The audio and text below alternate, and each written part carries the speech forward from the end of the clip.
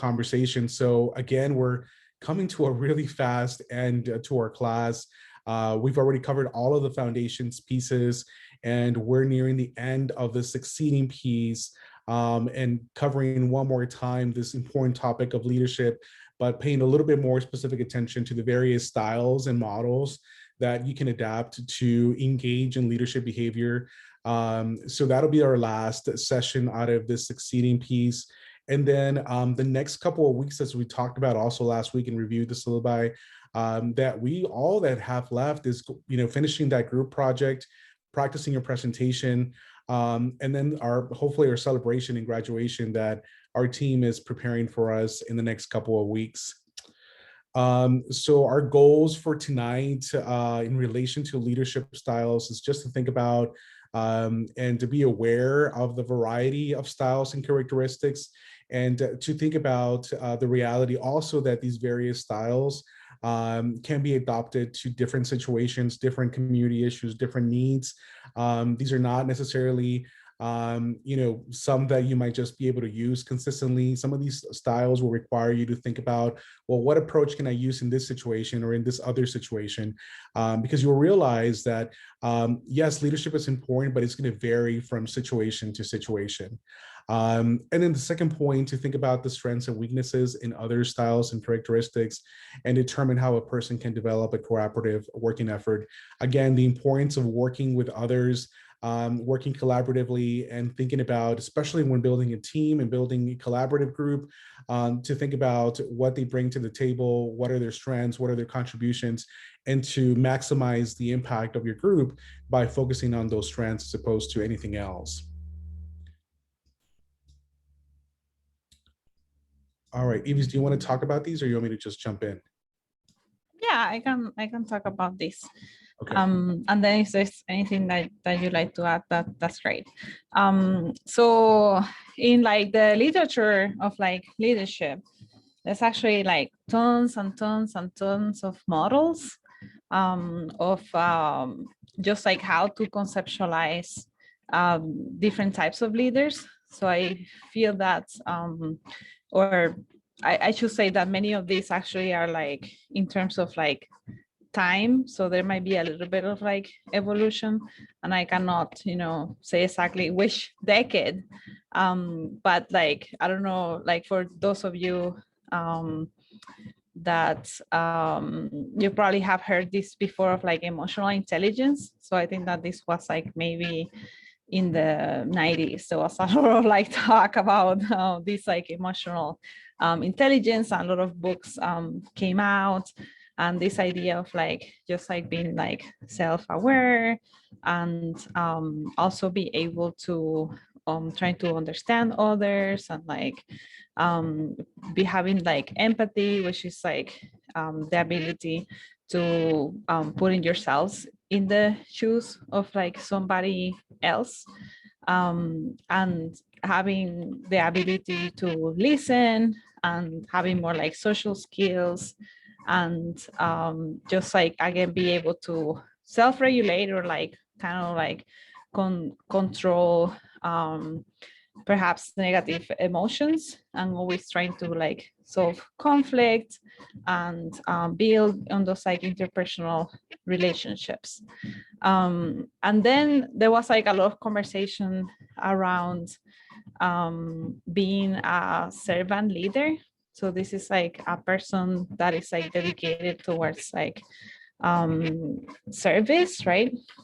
And and in terms of like the part of the literature, like a lot of this might also come from this idea of like I would say a lot of people that it's like related to like churches, or like also with like more like asset-based community development, less of like confrontational, because like there's other types of leadership that you might talk about, community organizing with like Saul Alinsky, or being actually aggressive, and that's like being a part of like how you do how you get things done in community, including as a leader. But again, this one comes from more of a philosophy of like trying to build on peace, right? So servant leader, again, is like similar in this way of like practicing like self-awareness and having like listening skills, and then helping others to develop as leaders. And then a lot of like mentorship as opposed to be like controlling or authoritarian, and just unleashing the energy and intelligence of others. But besides the things that are listed here, I feel that the most important part is that the servant leader as a theory, it really said that the leaders is not that person that is in front of the group, always like talking and just like giving speeches and being that very visible person, but that in a way those like that like supported the work through service, through giving their time, through supporting others, through these kinds of relationships. That was a way of like being a leader. And then there's, as I said, this is more evolution. So now when you hear about leadership, you hear a lot about transformational leadership. So similar to like adaptive leadership, these are like a little bit more, like maybe a little bit of more new ways of thinking.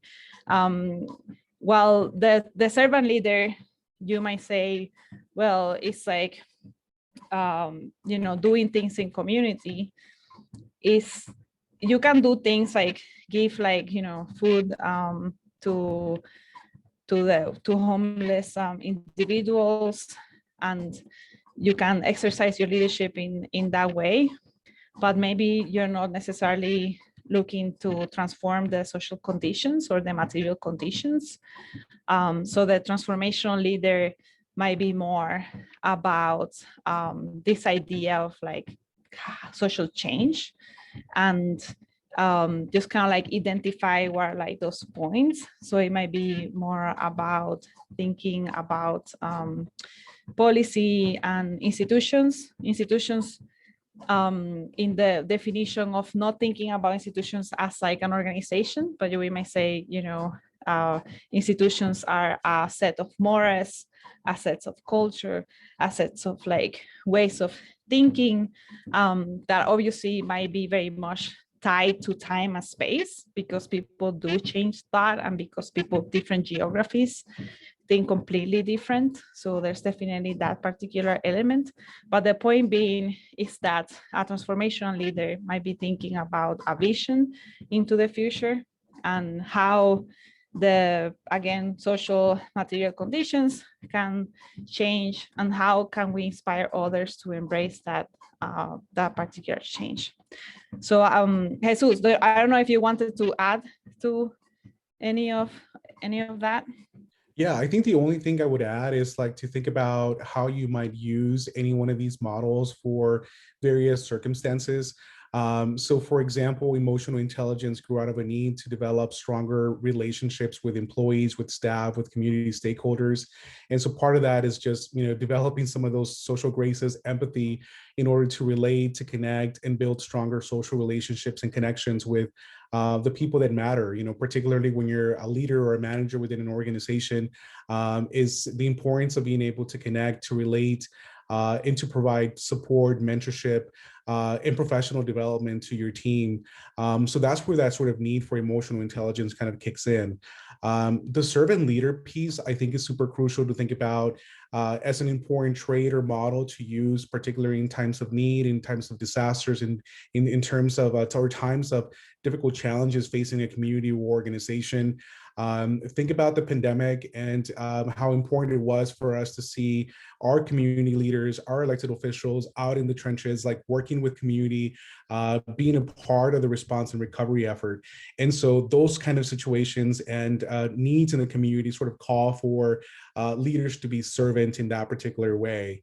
And then like lastly, the transformational leader, I think, the need for this sort of model developed out of a need to change and transform organizations from being entities that were failing, that were not effective, that were sort of stuck to old ideas and old sort of traits that were not necessarily leading to high performance outcomes. And so the need for a model to understand ways of like engaging your team towards change led to the development of this idea of transformational leadership, because change is so hard, and once people get used to doing things a certain way, how do you get them to go from point A to point B, and many of you who work in leading or managing organizations can relate.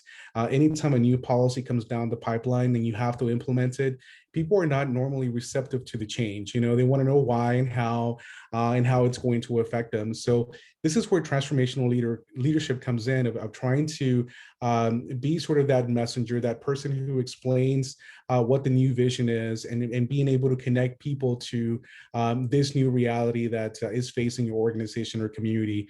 So again, just want to point out the reality and importance of thinking about these different models as being, or being called for different situations, and to use them. Basically a thinker, someone who relies on data and analysis, on metrics, follows rules and procedures.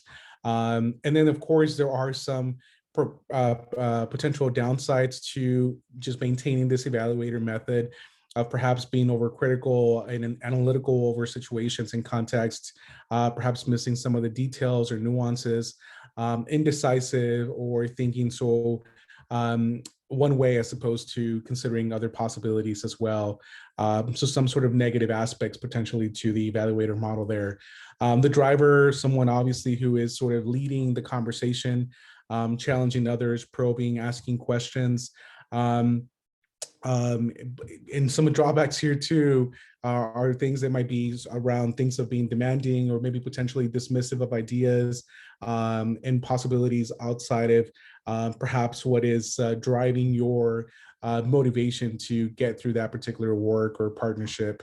The visionary aspect, being able to see the big picture, is another sort of method of participation and leadership. Being idea oriented, future focused, creative, someone who's able to see sort of the big picture, and being able to connect people to that vision in a way that people feel included and want to be a part of that process. Some of the possible drawbacks, I guess, from here too, not an inability to, or doesn't want, a person who doesn't want to focus specifically on the details. You're just being able to see that big picture, maybe potentially overwhelmed. I'm not sure about undependable. I know Levis and I were sort of questioning some of these possibilities in terms of how they might manifest themselves as negative aspects of this work. Relationship builder, the last component here, and method of participation. I think what sort of resonates with general understanding of relationship building is someone who is able to communicate, connect, is trusted, is inviting, accepts people for who they are, and opens the opportunity for them to connect. And so some challenges there, maybe potentially putting the relationship building aspects over the task. And I know that's something we didn't necessarily hash out in some of the leadership conversations we've had, but another way of thinking about leadership is either a focus on relationships versus the task aspects of leading. And so a relationship builder person might potentially just focus a lot on those relationships as opposed to the specific tasks that need to be taking place in order to engage effectively in the work. So one last quick exercise here. So we're going to open up groups here based on these 4 different methods of participation. And your task is to identify an animal that best describes your group. As a group, write down 3 strengths that your method offers to accomplish a task. And then we're going to come back and share some of those results with the rest of the class. All right. So I think we have the rooms ready. Is that right, Elise? Well, I was trying, I'm going to close them because and recreate them. Okay.